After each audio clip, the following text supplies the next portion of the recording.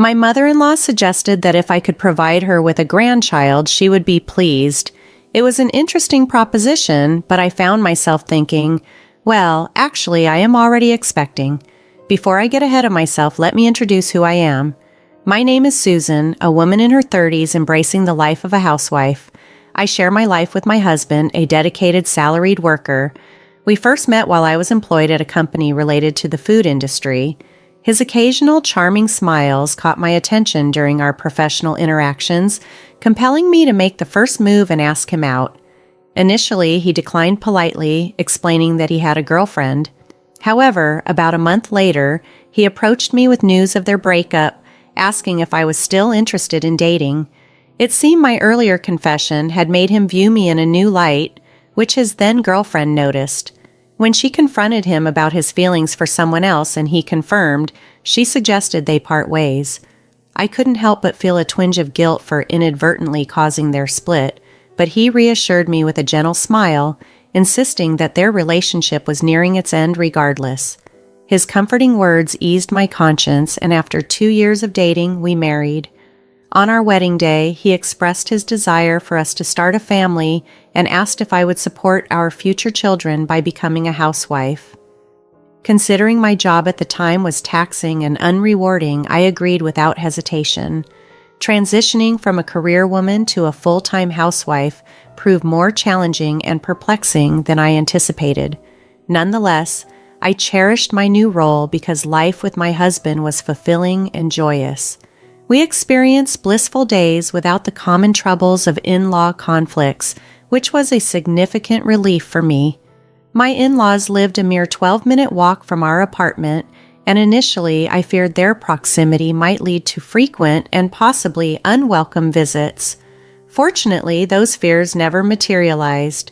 My in-laws were exceptionally understanding and supportive, often stopping by to share helpful tips, and never once complained about our difficulties in starting a family. My mother-in-law often expressed her affection by saying, "I love you more than any grandchild." I've always wanted a daughter, especially since our family is predominantly men. Please let me love you as if you were my daughter. I cherished her words and deeply trusted my father-in-law, who, although a man of few words, proved to be incredibly dependable. This warm and welcoming atmosphere initially defined our relationship during the early years of my marriage. However, as time passed, I noticed a stark change in the demeanor of my in-laws. My father-in-law grew even more reserved, and my mother-in-law's behavior took such a drastic turn that I began to wonder if she had been masking her true personality all along. To illustrate the extent of this change, it felt as though she shifted from overwhelmingly positive to decidedly negative. The once affectionate and understanding woman became increasingly critical and demanding, particularly when my husband was not around. Her visits became more frequent, and during these times she incessantly nagged me about having children soon, insisting that it was not only a desire but my duty as a wife. Previously, she had reassured me by saying children were blessings that should come naturally when the time was right, and there was no need to rush. Yet, now she started comparing us to other families, mentioning how the neighbors had recently welcomed a baby and that another was expecting. This only added to the pressure she placed on me. Despite her insistence, the decision to expand our family wasn't solely up to me. It required my husband's commitment as well. At the beginning of our marriage, he had expressed his desire for children, but aligning our current circumstances with those initial aspirations proved to be a challenge under the growing strain from my mother-in-law. About a year into our marriage, my husband began to show a noticeable lack of interest in starting a family, something he had initially been enthusiastic about. Despite my attempts to reconnect with him, he often dismissed me, claiming he was too tired or more interested in playing video games, responding with phrases like, "Let's do it some other day," or "You're bothering me." When I brought up these concerns to my mother-in-law, hoping for some understanding or support, she seemed unable to empathize. Instead, she intensified her demands for a grandchild, significantly adding to my stress. Overwhelmed by the persistent pressure, I turned to my husband, sharing how difficult the situation had become for me. Reluctantly, he acknowledged that there was no need to rush but agreed to make an effort toward having a child. We both tried, but despite our efforts, I did not become pregnant. Throughout this period, my mother-in-law placed the blame squarely on me, absolving my husband of any responsibility. I began to suspect that the relentless stress she was causing might be impacting my fertility. Unable to cope with the ongoing strain, my husband and I decided to seek fertility treatments. Just as I thought this might relieve some of the pressure, another problem emerged. Since the commencement of the treatments, my husband had grown increasingly distant. He would return from work and seclude himself in his room to play video games, often ignoring my attempts to communicate with him. This aloof behavior could have been manageable, but his attitude worsened significantly when he began to criticize me for spending money on sewing materials, a hobby that brought me some relief on stressful days. His frustration often escalated into anger directed at me. During our arguments, he would quickly lose his temper, accusing me of being financially dependent on him and behaving selfishly, making the atmosphere at home even more tense.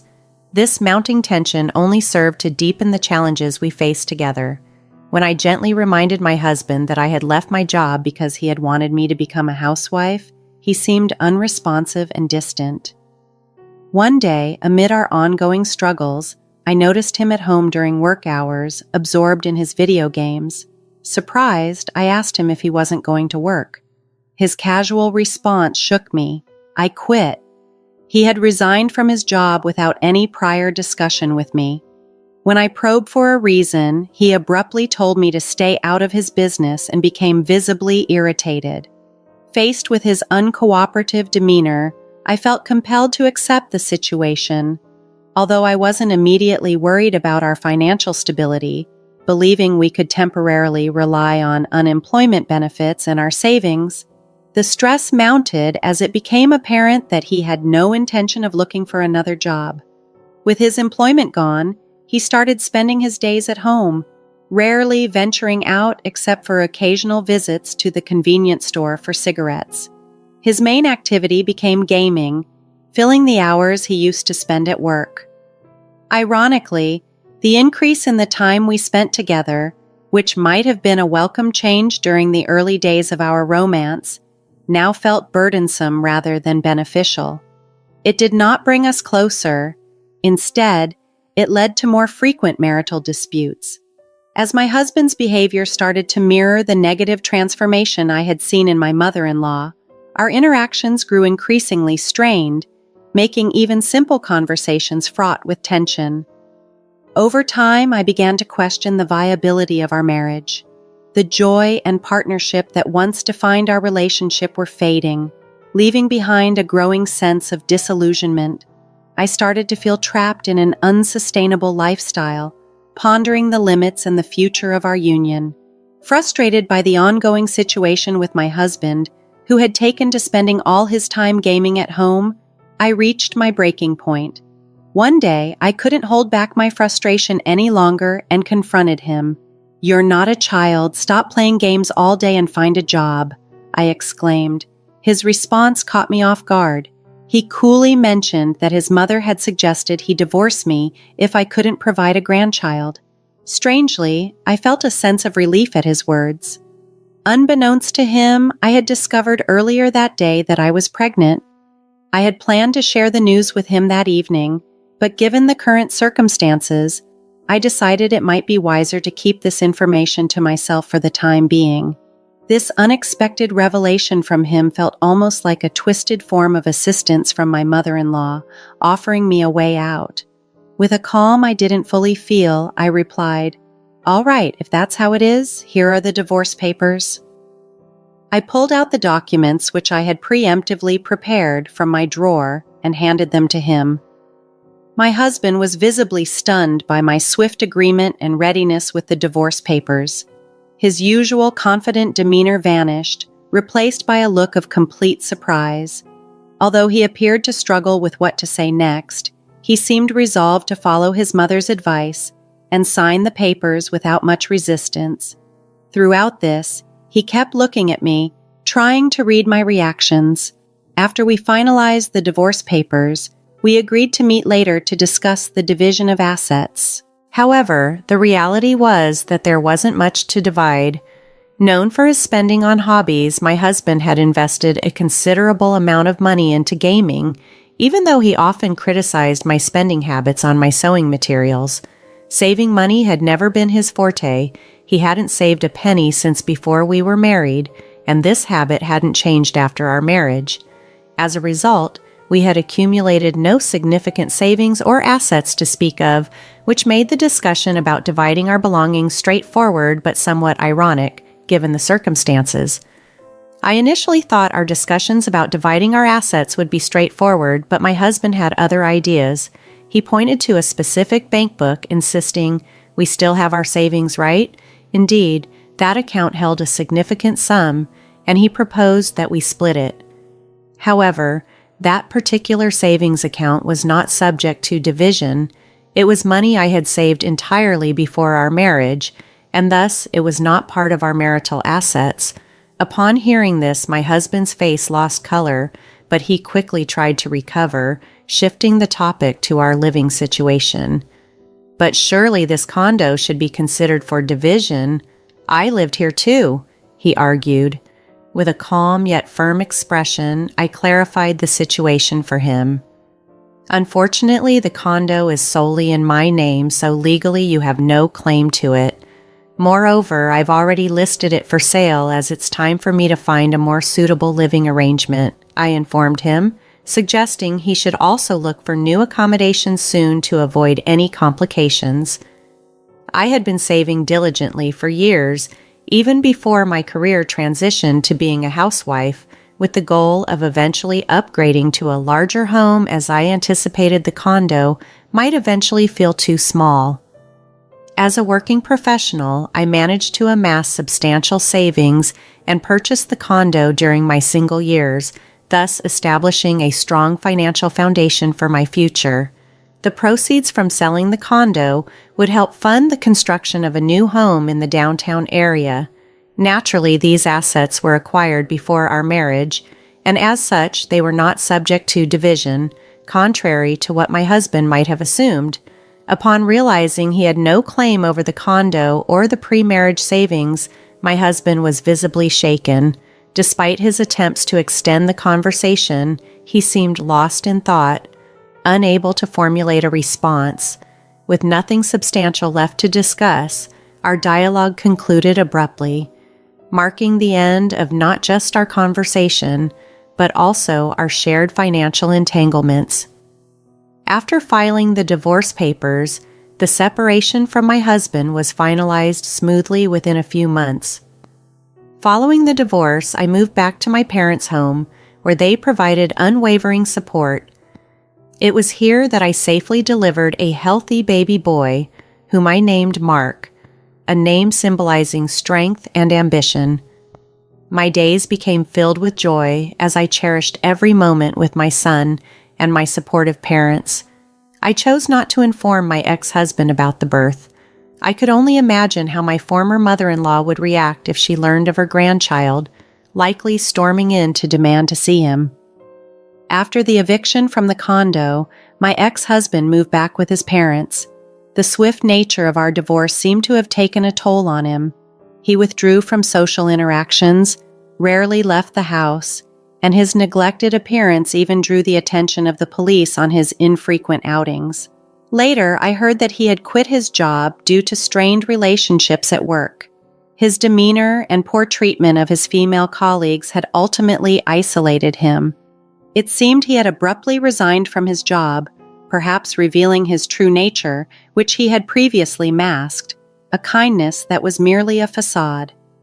2 years after the divorce, I found myself managing a craft store. I had become a regular visitor to a local craft shop, and the owner, noticing my frequent visits, offered me the opportunity to take over, as she considered retirement.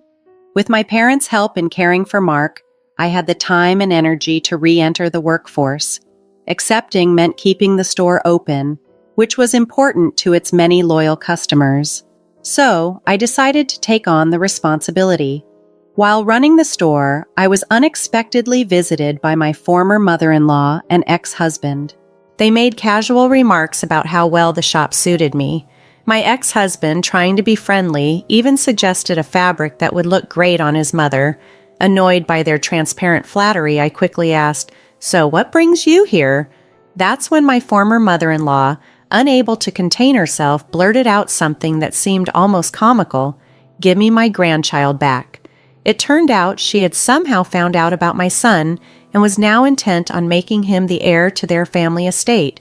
This sudden declaration reminded me of the complex dynamics I had left behind, yet here they were, unfolding once again in my new life. When I first mentioned the divorce, my ex-husband confronted me, bewildered. "Why didn't you tell me? I wouldn't have agreed to the divorce if I knew," he accused. "Obviously, I wanted the divorce," I replied sharply. "If you had known I was pregnant, you would have tried everything to stop it." The conversation intensified as my former mother-in-law chimed in with her demands. "So, are you going to give me my grandchild or not? I want to be with him as soon as possible. You've had him for 2 years. Now it's my turn." I was momentarily stunned by her audacity, but was quickly interrupted by the arrival of my parents and my son Mark, who came in looking concerned. "What's going on? Is there a problem?" he asked. It turned out a regular customer had noticed the tension and called them to the shop. As Mark held my parents' hands, my former mother-in-law exclaimed, "Oh, how adorable! He looks just like my son did as a child. Look, I'm your grandma." She moved towards Mark, but before I could step in, Mark firmly said, "I only have one grandma," and clung tightly to my mother. Sensing the rising tension, my mother calmly suggested, "Under the circumstances, it might be best if you leave now." Ignoring her, my ex-husband demanded, "Just hand over the kid," and made a move to snatch Mark from my parents.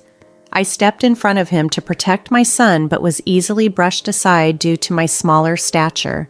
"Mark, be careful!" I cried out, as my ex-husband was just inches away from grabbing him. Then, unexpectedly, a sudden movement caught everyone off guard. Looking up, I saw my father, who had been a police officer and a national judo champion during his youth, execute a flawless over-the-shoulder throw on my ex-husband. Unaware of my father's skilled background, my ex-husband was left on the ground, speechless and in pain, staring up at my father with a mix of astonishment and helplessness. Following the confrontation, my father stood firm and warned, "If you plan on causing any more trouble for my children or grandchild, we may have to involve the authorities. What will it be?"